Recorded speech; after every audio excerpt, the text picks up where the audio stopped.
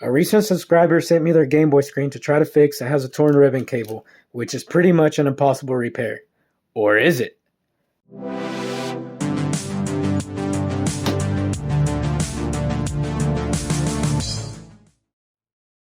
I will start out with taking out the screen from the screen frame and removing all the screws. By the way, this is not the original shell to this. I just used an extra broken one I had in the meantime to store it until I was able to work on it. The subscriber by the name of the legendary Broccoli that reached out to me a while back asked me if I could just fix his SP screen for him. Here I am today attempting to do so. Hopefully it all works out. The screen actually comes from a limited edition SpongeBob SP shell that unfortunately broke as well.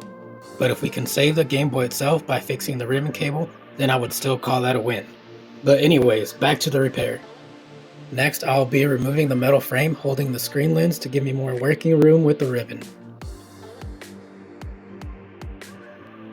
I'll then be taping some plastic over the LCD to help protect it from scratches or any damage.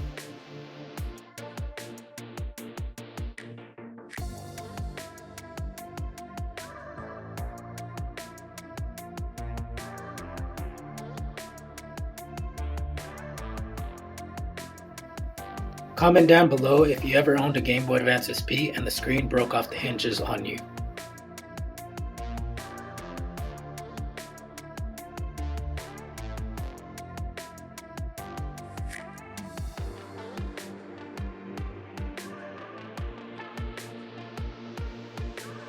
I realized the angle cuts weren't going to work since they were right on the 45-degree angle of the ribbon cable, which would result in cross traces when splicing the ribbon cable together.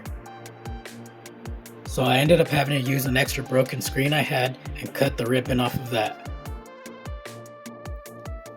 Keep in mind, if trying to attempt this yourselves, you will need an exact match of ribbon cable.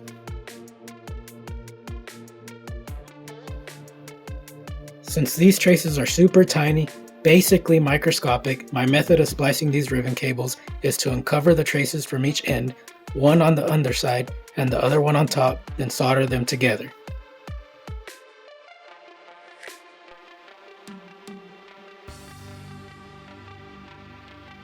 The way I start is by using some fine grit sandpaper and gently sanding away the protective layer until I expose the shiny copper traces themselves.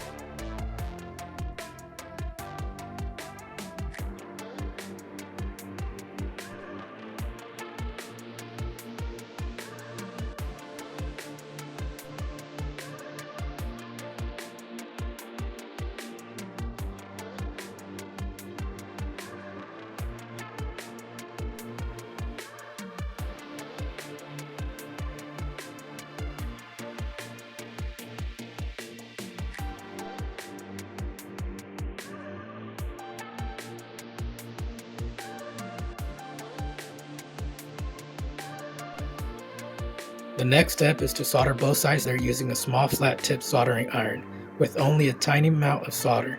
Don't forget to flux.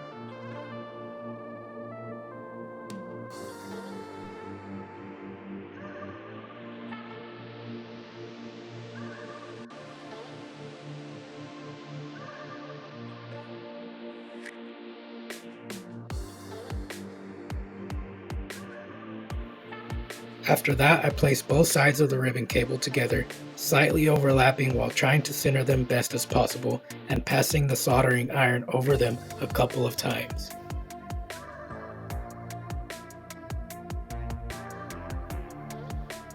So now that it's soldered, I will clean it up with some IPA.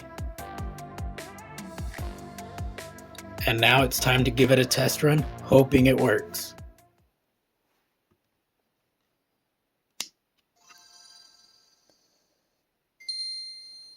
Yes! That is awesome. On the first try too.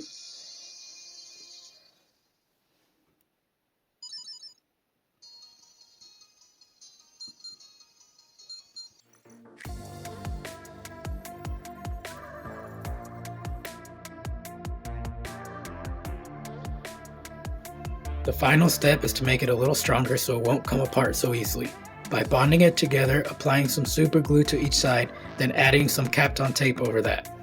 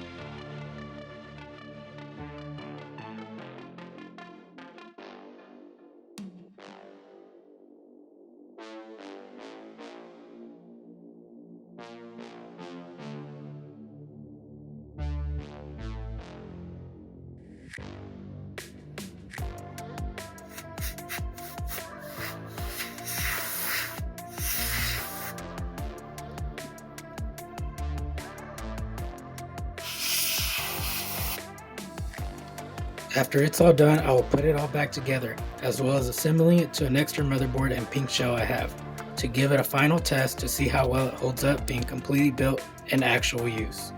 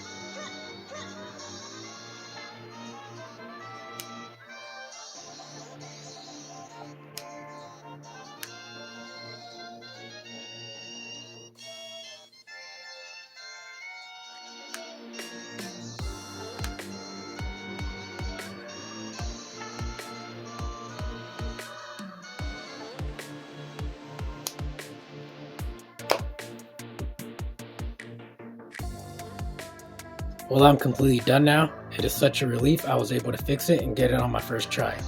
I'm also really excited to get the screen back to its owner and happy to help him restore his Game Boy to complete original working condition. Now all that is left to do is to take out the screen and ship it back to him. So that does it for this video. If you like this kind of content, make sure to check out my longer, more explained video on this repair or any of my other videos on my channel. Please don't forget to like and subscribe. Thank you all for watching.